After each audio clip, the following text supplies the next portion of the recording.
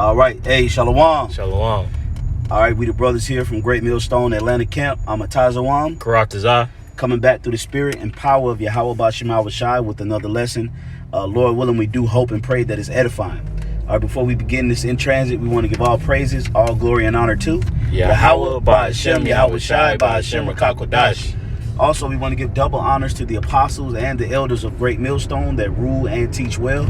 And as always, peace, love, many blessings unto the elect. All right, quick lesson, upon, me and the brother having a spiritual conversation, we were speaking about, young man, despising not thy youth, okay, which is scriptural. And the reason why, as a young man in his truth, you shouldn't despise it is because there are steps and stages to the process of growth in his truth, okay? And it's just like any other thing in life, okay? You can't skip steps if you wanted to perfect any art craft or anything that you're involved in. You want to go through every step, every phase, and every stage. And it's the same thing in this truth, okay? So don't never covet another man's measure, okay? Because what you see that brother doing, it took years to get to that level. You're not going to get to certain levels overnight. It's going to take work ethic and humility and faith. Okay, so don't despise thy youth. And also remember, one day to the Lord is as 1,000 years. And as 1,000 years, in 1,000 years is as one day to the Most High, which actually we can get that scripture, Baba Kushah. I got it here. 2 Peter chapter 3 and verse 8. It says, "But beloved, be not ignorant of this one thing, that one day is with the Lord as 1,000 years, and 1,000 years as one day." Yeah, exactly. So it takes 1,000 years to be considered spending one full day with the Most High. So this truth is timeless. It's endless. It doesn't have a pinnacle. You're not going to reach a certain point to where you say you have pretty much learned everything that's capable of learning. You're always going to learn. Wisdom is everlasting. So because we do have a little wisdom through the distance of time, you can't allow that to deceive your process of growth and think that you got it, think that you can just kick your feet up, or think that you can make yourselves equal with apostles, with elders, and camp leaders and men that's been laboring and putting in that work. That's right. Okay? It don't work like that. All right? We got to remember, hey, love your youth, brothers. Love your youth. Okay, don't despise it. I don't want to be no young man. You remember as a kid, you always, I can't wait till I become an adult. Right. Then when you become an adult, you're like, man, I wish I was a kid again. Yeah.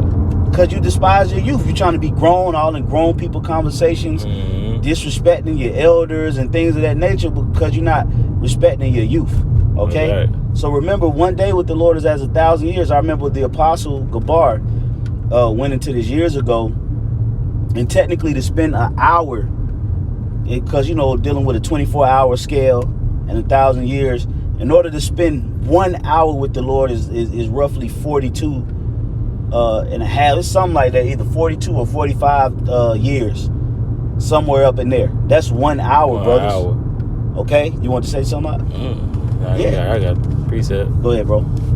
This is 1 Timothy chapter 4 and verse 12. It says, "Let no man despise thy youth, but be thou an example of the believers in word, in conversation, in charity." Right. So let no young man despise thy youth. We're all young. Even if you've been in this thing for 10 years, that's still young. 10-year-old, you're still a kid. You're still a child. Yeah. 11, you're still a child. 12, you're still a child. Growing into an adult. But even when you become 12, you still have childish ways. Okay? You're learning. You're learning how to be an adult. Go ahead. I got the etymology or the interlinear of the word despise, and the Greek is G2706, and it's kataphroneo, and it says to contemn, despise, disdain, or think little or nothing of. You see, so that's the spirit. It says to think little of nothing of. You don't think that your youth is important. You're not taking advantage of it. Whether it's, it's on, like the bishop said, whether it's on all aspects of life, your health, your family, whatever the case may be. We have to take advantage of our youth because The youth is your early stages, man. That's where you thrive. You know, you thrive in your health, you know, your strength, your power, Yep. you know, and all sorts of things, man. So you can't think little of it and just, you know, just throw it to the side, because as like the scriptures say, you know, roughly paraphrasing, you know, the Lord is speeding up the days, you know. So the more days and the more time that you take off of your youth, then, you know, before you know it, hey, we're at the end and you have nothing to show for it, man. Yeah, then you know how them old people, they always be like, see, if I would have known what I knew now. All right. You know, Right. but it's like, but you had the opportunity to learn things. Yeah. A lot of guys goofed off, they played around, they skipped school, they didn't take full advantage of their youth. Okay, not considering that you will be an adult one day. Right. All right, so don't skip this. You can't, desire the sincere milk. Like, that's the scripture that I know the brother got that queued up. But stay there. Don't read that again. 1 Timothy chapter 4 and verse 12. Yep. Let no man despise thy youth, Go ahead. but be thou an example of the believers in word, in charity, in word, in conversation, in charity, in spirit, in faith. Yeah, because that's how you show that you believe in this truth, by word, by charity, faith. Okay, as a young man, you don't some things you don't understand as a young man. Right. Okay, you're not on certain levels as a young man. So how do you show your belief? The scripture is telling you that. Be an example of your belief. Okay, in word, in charity, in conversation. Okay, in faith. These are necessary building blocks so that you can grow properly in the faith. That's right. You try to just act like you on that level, and it don't matter how old you are physically, man. Okay? If you 40-some years or 50-some years old and you just came in 2, 3, 4, 5 months ago, then you considered spiritually a babe. You are.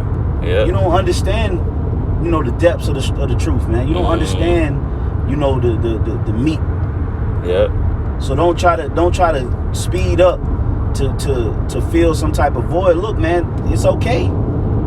The Lord is rejuvenating us spiritually. Just take that spiritual rejuvenation. Yeah. Don't be up there trying to be on some level that you're not, because it's demons that comes with these different levels of understanding. There are tests. 11th grade tests are not the same as 2nd grade tests, man. Right. It's higher level tests for higher levels of understanding. So if you try to put yourself on that level, and then you get tested with certain of those things, you're gonna be feeling a certain type of way. So don't despise your youth. Just go through the process, man. The necessary stages of proper growth in this truth, man. Okay, finish that off, bro. It says in faith and purity. In purity, tahar in the spirit. Okay, tahar in the Hebrew. That's how you say pure. Being pure in spirit, meaning what? Being sincere, being clean, being upright. All right, without blemish. That's how you want to be. That's why the scriptures speak about having an honest report and a good name, and that starts as a young man. You get a good name as a young man. That's why the main focus in elementary school is what's conduct. Conduct, yeah. Grades ain't too much, they focus on grades, but it's more so your conduct. Okay? You gotta have good conduct. They'll hold you back for bad conduct. All right? That's how you get a good name. That's how you establish your purity as a child.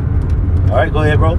That was pretty much it. Okay, we read that, and then because this wasn't intended to be a long lesson. Lord willing, we out here in Birmingham. We're gonna get with those brothers, Lord willing, tomorrow for a live stream. But we wanted to do it in transit as we out and about. But you got it, bro. This 1 Peter chapter 2. I'll start at the top. It says, "Wherefore, laying aside all malice and all guile and hypocrisies and envies and all evil speaking, as newborn babes desire the sincere milk of the word." So it says, like, newborn babes desire the sincere milk. What did Yahushua tell Nicodemus? That you basically have to be reborn again to enter into the kingdom of heaven. And that process is unlearning everything that you thought was right and processing it with the spirit, with the scriptures, with the breakdowns, with the prophecies. You know, so with that, now you have the understanding of life. Yep. So the newborn babes, just like how they desire the sincere milk from their mother's, breast. You know, we're supposed to suck off the breast of the scriptures, man. You know, which is the word. You know, that's what feeds us. All right. So a newborn babe, he don't skip over that process and go straight to eating chicken with green beans and corn, you know, on the plate. Right. You know, the babe desires the milk from his mother, man. Right. You know, so it says that ye may grow thereby.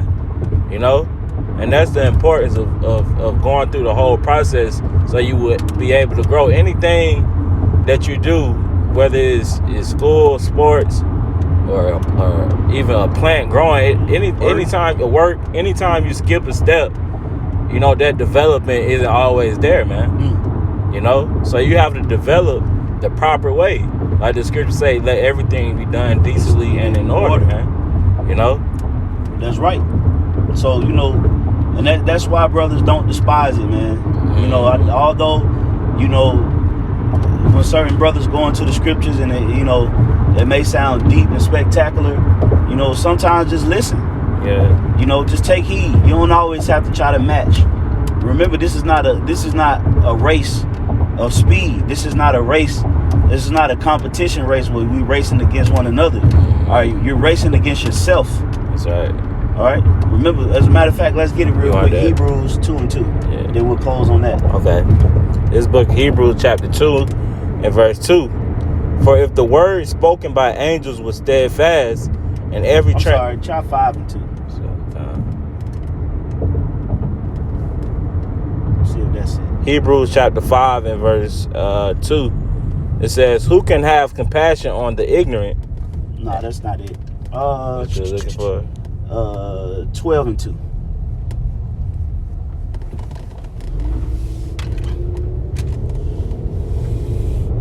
Oh yeah, this one. This Hebrews 12 and 2. It says, looking unto Yahweh Shai, the author and the finisher of our faith, who for the joy that was set before him endured the cross, despising the shame, and is set down at the right hand of the throne of the Most High. Go ahead. It said, let the race that is set before us. Type in the word beset. B-E-S-E-T. It's in Hebrew somewhere. I can't remember. It's in either 5 or Hebrews. Oh, so like it was the first verse. I ain't tried. Okay. Hebrews 12 and 1. It says, wherefore, seeing we also are compassed about with so great a cloud of witnesses, let us lay aside every weight and the sin which doeth so easily beset us, and let us run with patience the race that is set before us. There you go, brothers. Run it with patience. This is not a test of speed. This ain't a test of who knows more, or you trying to catch a brother, you know, to prove to yourself that you got some type of worth. Look, man, our worth is in Yahweh Bashim Shai. That's right. Our value is in the Lord. He's already finished his course.